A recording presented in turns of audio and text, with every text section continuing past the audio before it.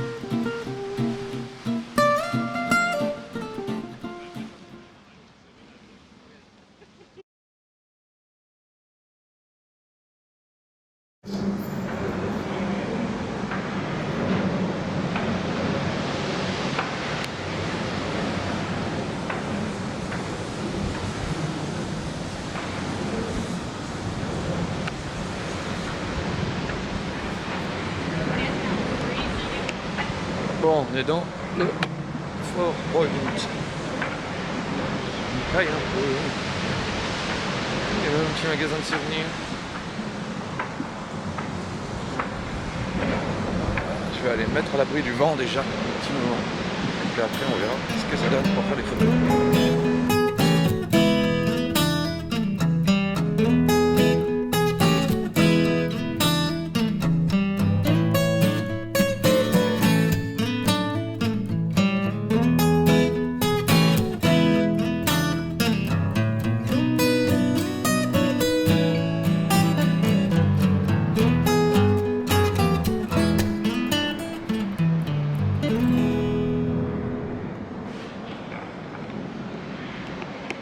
Alors là c'est marrant aussi, il disait que tirer les canons dans le, enfin, sur la flotte comme ça, pour que le boulet en fait il ricoche et il revienne taper dans la coque des bateaux qui devaient attaquer quoi.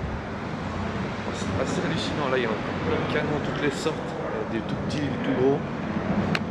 1842. On va répéter. Il est plus récent je pense. Maintenant 1860, j'arrive pas à lire.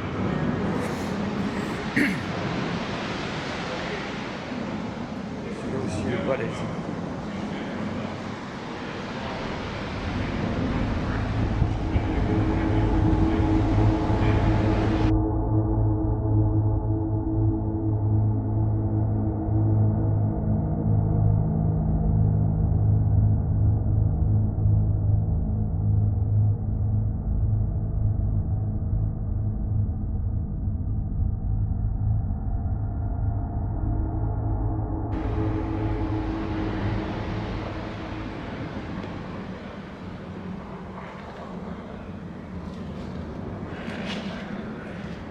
Il est vraiment stylé, je sais pas en dire du. Je sais pas si c'est du bronze ou si c'est du. C'est du laiton? Non. Et celui-là, il est vraiment balèze. Je sais pas ce que tu mets comme lune. Enfin, des boulets bien sûr, mais quelle taille je veux dire. Et il n'y a pas la date. Ou alors si, mais alors elle est illisible. Taille du machin quoi. Je sais pas si on se rend bien compte par rapport à une chaussure, c'est énorme.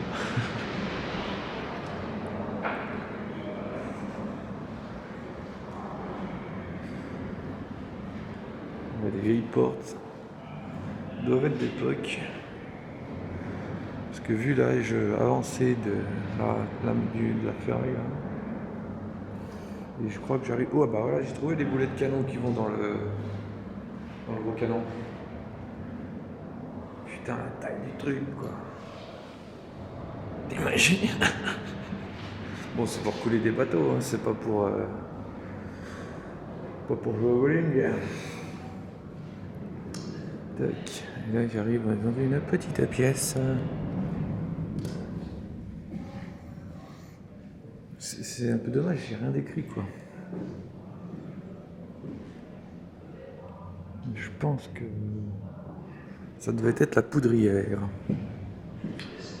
Vu les angles des murs pour éviter la propagation des explosions et des trucs comme ça. Je pense que c'est...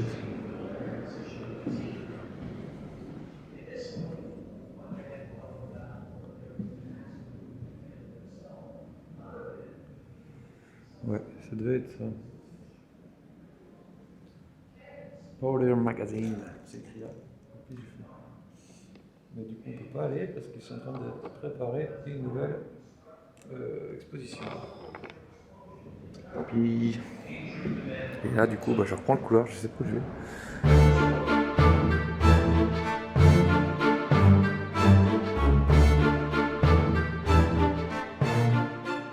Bon, j'en sais un peu plus. Le Fort Point, il a été bâti, la télé qui tourne, entre 1853 et 1861 pour défendre... alors c'est marrant parce qu'ils disent des envahisseurs domestiques et internationaux pendant la ruée vers l'or. Et après pendant la guerre civile américaine. Donc du coup, il y avait une centaine de soldats qui s'occupaient de défendre la côte en accord avec les autres forts il y en a plusieurs en fait tout du long là, j'ai vu. Et du coup, voilà, ils jetaient des boulets de canon sur les bateaux, comme dans un fort militaire quoi. Et voilà, du coup, je vais aller voir un peu plus haut maintenant.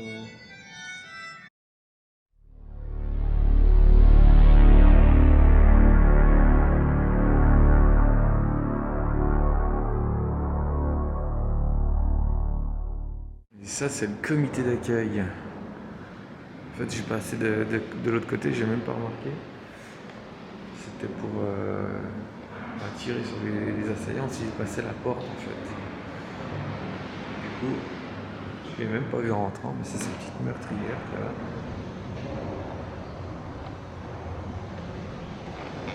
Et il y a de ce côté aussi. C'est dingue.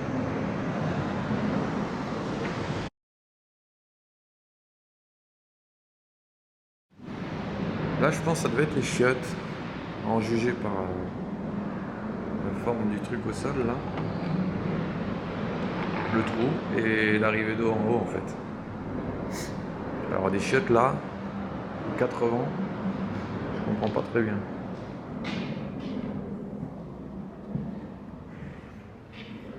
On arrive dans les quartiers cuisine et compagnie.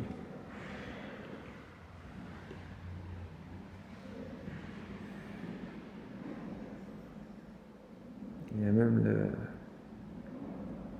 livre de cuisine de l'armée de 1800.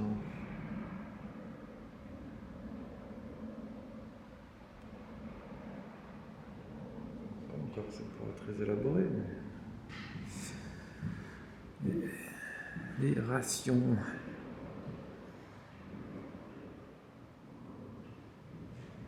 Quart de pomme de sel, fraîche juive. Ouais, ils n'avaient pas grand chose, mais...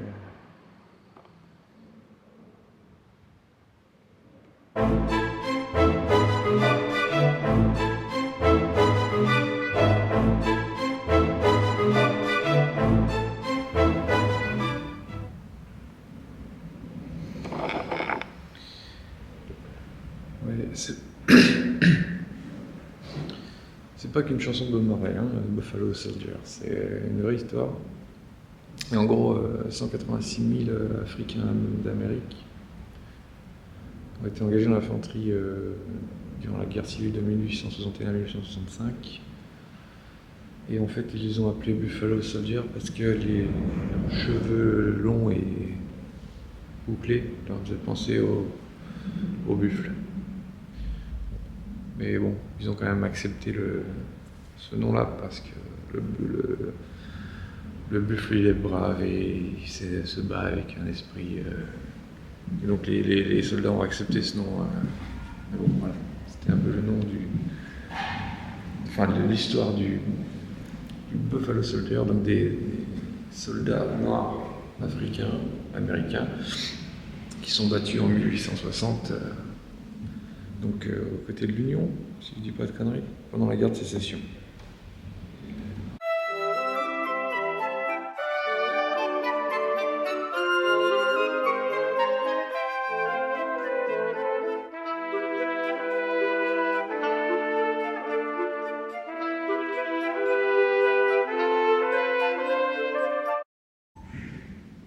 Bon, après, c'est des enfilades de pièces avec des cadres, des photos, qui racontent des histoires sur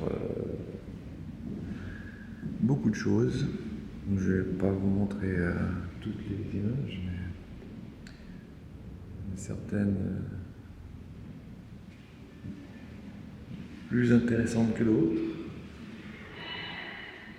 Et puis c'est surtout qu'après, il y a une chier de pièces à faire, et puis encore pas fini. C'est vrai, il y a une cheminée dans chaque pièce ici.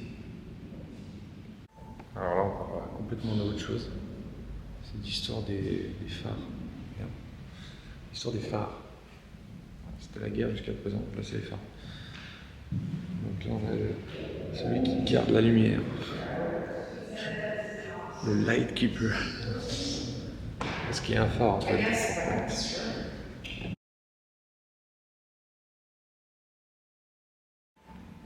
Et là, c'est intéressant, c'est une photo de 1900. Il y avait déjà Fort Point, forcément. Qui a été construit, comme je disais précédemment, 1800, je sais plus, 1800 et quelques là. Mais il manque pas quelque chose. Grand, rouge, et qu'on peut marcher dessus. Le Golden Gate a été construit qu'en 1937. Ça fait bizarre. Puis après, c'est l'histoire des phares, des lentilles, machin, je vous passe un peu les détails, quoi. Et le phare keeper, le light keeper.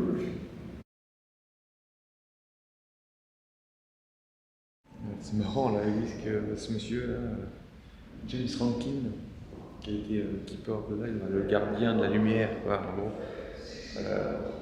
Pendant 41 ans à Fort Point. C'est le gars qui a fait ce métier le plus longtemps en fait sur la côte ouest. 41 ans à allumer la lumière du phare. Il a fait ça de 1878 à 1919, donc je sais pas si c'était déjà électrique, je pense que c'était encore la bougie, non, mais enfin, voilà quoi. Donc il fallait allumer le phare. Il a fait ça pendant 41 ans. Ça, c'est la sécurité de l'emploi, ça je t'ai dit ça.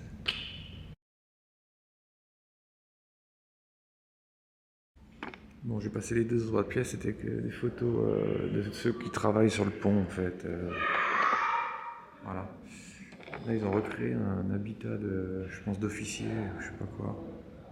Avec la petite cheminée, comme je dis, qui est dans toutes les pièces. Et puis ça vivre, entre guillemets, et puis là-bas, la salle, la chambre.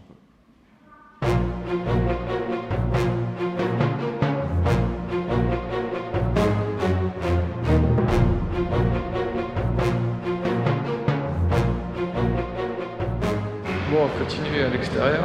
Putain, ça caille. Je sais pas combien il fait. Il fait pas beaucoup. Et donc, du coup, c'est un cul-de-sac, merde. Mais bon, c'est pas grave, on va repartir dans l'autre sens. On va en profiter pour parler de ça, ce qu'il y a par terre. Ces longues lignes qu'on voit en arc de cercle. En fait, c'était ce qui permettait de mettre le cul des canons là face à la fenêtre parce que c'était ouvert avant. Et en fait, c'était des longues rails de laiton sous ferreur. Et du coup, ça permettait de faire glisser le cul du canon pour ajuster l'angle comme ça de tir, quoi, de gauche à droite. Parce que là, voilà, on voit, c'est ouvert. Parce que là, c'est direct sur la baie de San Francisco. Ça se vend. Pas envie d'aller te baigner aujourd'hui.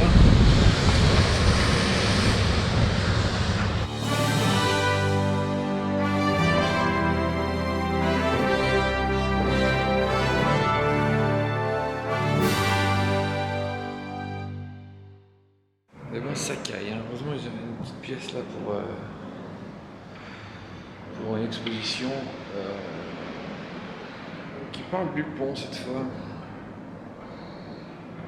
La forteresse de Fort Point est abandonnée depuis des années, enfin voilà, depuis la guerre civile. Après Golden Gate est en construction. Et il parle de détruire une partie du fort.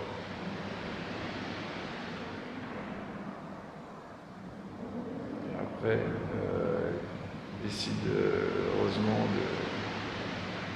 de garder Fort Point pour le pont, donc de faire les supports autour plutôt que de démolir le fort complètement. Et voilà, du coup, c'est comme ça qu'ils ont gardé le fort. Et là, il y a quelques photos que j'ai offertes. Et après, ouais, ce serait trop compliqué à expliquer, mais enfin, il y a plusieurs photos là que je vais reprendre en photo qui expliquent vite fait la construction, comment, pourquoi. C'est assez intéressant. Voilà.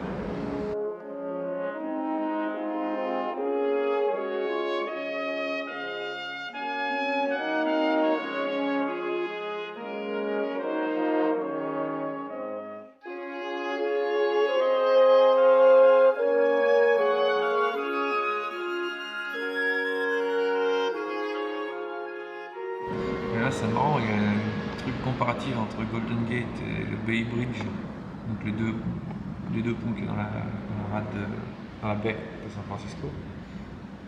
Et on dirait pas, mais en fait, le Golden Gate, il est vachement plus haut, de 246 pieds exactement, c'est écrit là, je note rien.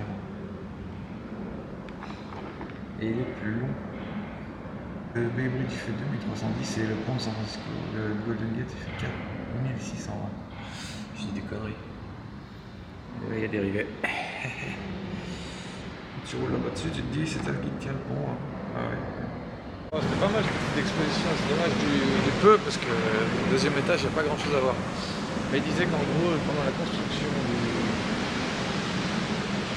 du pont de San Francisco, du Golden Gate, donc c'est entre 33 et 37. Et en gros, il disait qu'il y avait vraiment. Il ne pensait pas pouvoir le faire parce que c'était trop large, trop long, trop profond en eau pour des constructions standards quoi, de l'époque.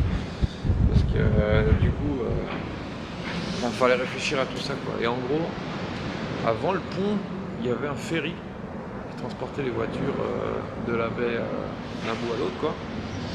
Mais il fallait 8 heures, ce qui me semble énorme. Même, bon, on parle d'avant 1930, donc voilà.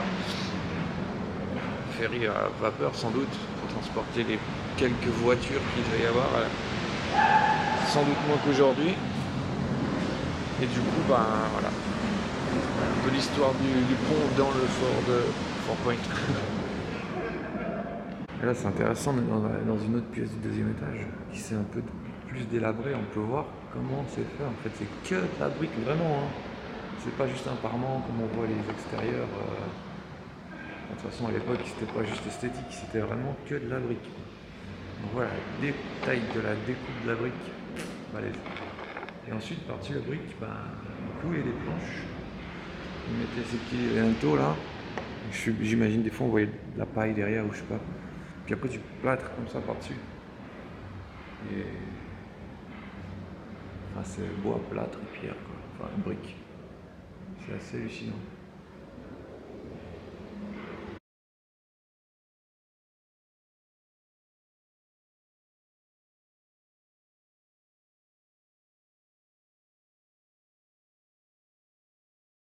Il n'y avait pas grand chose au deuxième. Et au troisième, je crois qu'il y a encore moins. À part le vent en plus. Et du coup, je pense que je vais vite faire le tour du troisième, peut-être juste prendre 2-3 photos pour la.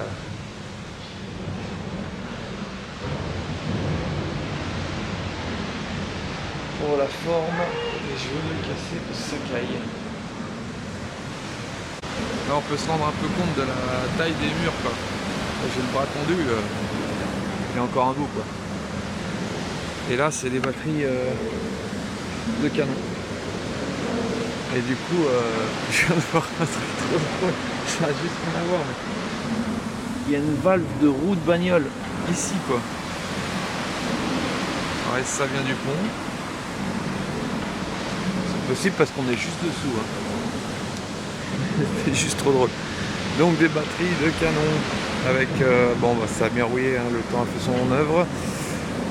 C'est marrant comme l'acier, on dirait du bois au bout d'un moment tellement que c'est impressionnant. Là on dirait carrément l'écorce des... comme si séquoia. Donc ouais, il y avait une pièce d'artillerie là qui était au-dessus du mur qui pouvait tourner comme ça sur le rond là. Et on voit qu'il y en avait quand même pas mal là. Pratiquement tout le long du fort. Hein.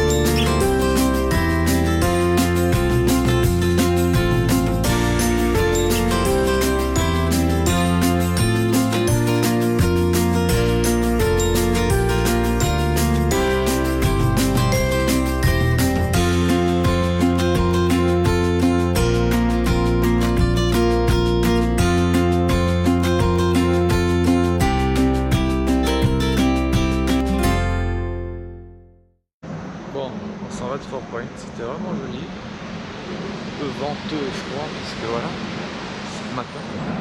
Mais là ça se lève gentiment, il y a bientôt plus de brume, enfin presque. Ça c'est quoi? Ça va être 13 h, le temps que ça pousse encore le reste de la brume et après il fera meilleur.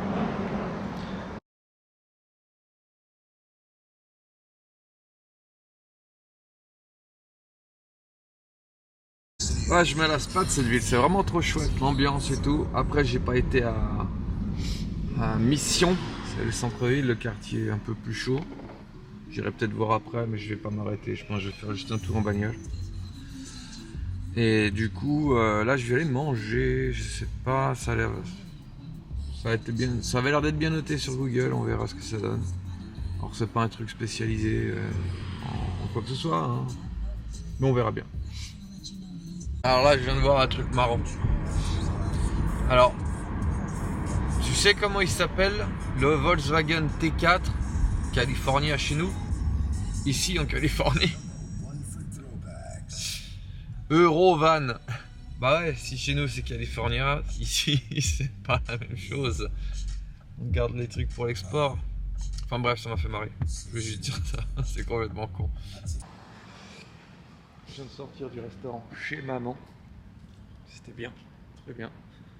Restaurant français, comme vous non, vous en doutez. Et franchement, ça m'a fait plaisir de manger du vrai pain et de boire du vrai café. Bref, je remonte à la voiture et je sais pas où je vais. Je vais voir. En tout cas, c'est vraiment joli le quartier. Vous verrez des maisons style victorienne et tout.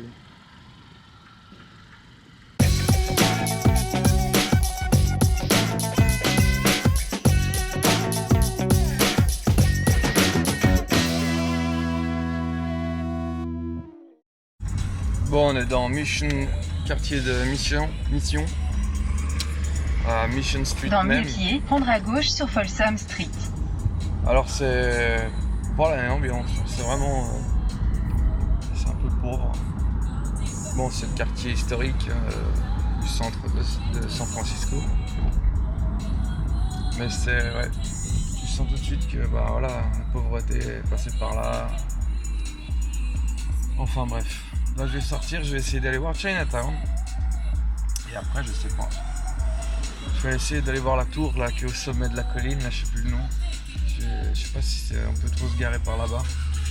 Oh, ça risque d'être de la merde, mais je vais essayer.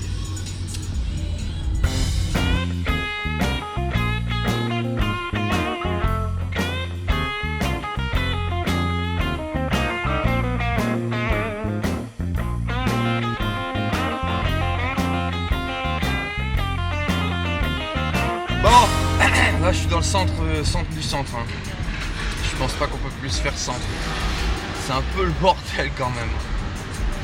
Entre les routes défoncées, les voies, les gens qui savent pas où ils vont. Bon, moi le premier, hein. Heureusement que j'ai le GPS. Et là, on va arriver dans Chinatown. Je sais pas vraiment si c'est délimité, genre comme dans certaines villes avec les portiques et tout. On va voir ça.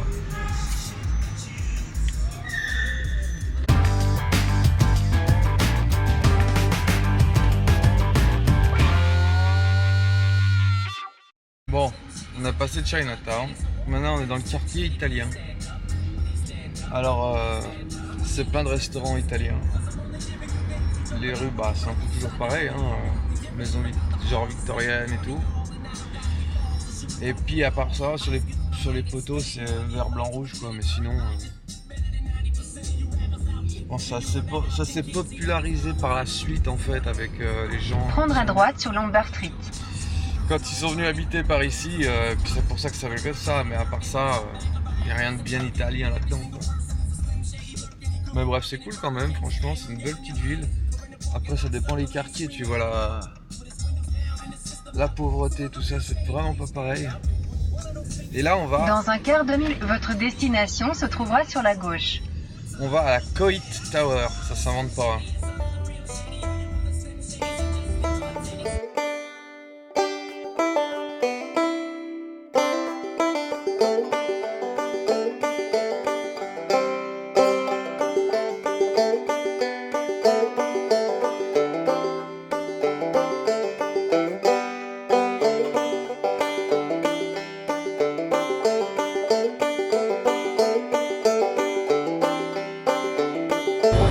Bon, on est devant la tour. Je sais pas, ça se visite sûrement. On va aller voir ce que ça donne à l'intérieur.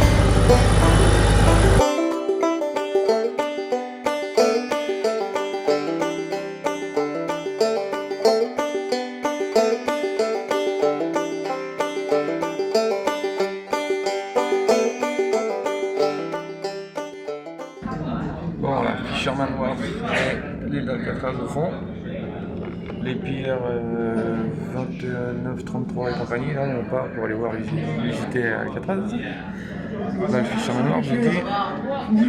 Et là-bas, le sous-marin et le bateau de guerre. Et en haut de la Coit Tower, bâti dans les années 30. Je sais plus à quelle occasion, je regarderai. On a une belle vue sur Los Angeles, sur San Francisco, j'ai rien.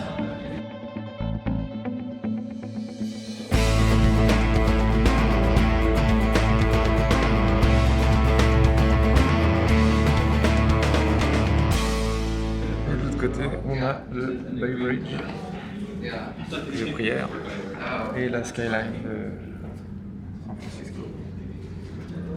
C'est toujours les bateaux de port.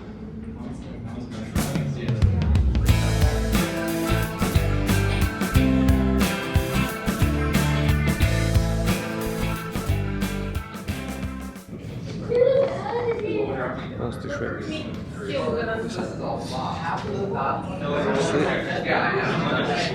un sacré monument.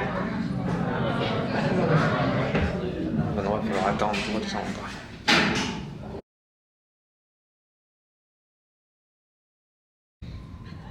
Bon, fini la visite. C'était vraiment cool là-haut. On va rester longtemps, mais sympa quand même.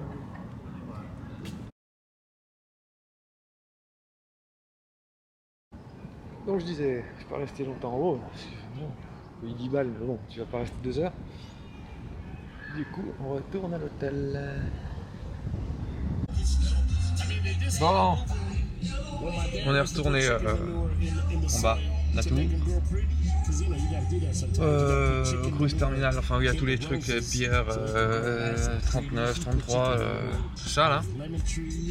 Le GPS à chaque fois pour aller en ville, il me fait passer par l'Interstate, et pour revenir, il me fait passer par les quais quoi. Bon alors c'est pas plus mal d'un côté, j'aime bien les quais. Et du coup là on retourne à l'hôtel. Et demain j'essayerai d'aller au bateau de guerre. qu'après, centre-ville, à proprement dit, il n'y a pas grand chose. C'est dur de se garer. Après oui, il y a des musées, il y a des machins, mais je sais pas si déjà si j'aurai le temps de tout faire et de tout voir, c'est pas possible. Une ville comme ça, il faudrait rester 15 jours pour tout voir et tout faire et encore. Donc du coup je verrai tout ça. Et demain normalement, vidéo sur le bateau de guerre, Jeremiah O'Brien, je sais plus quoi.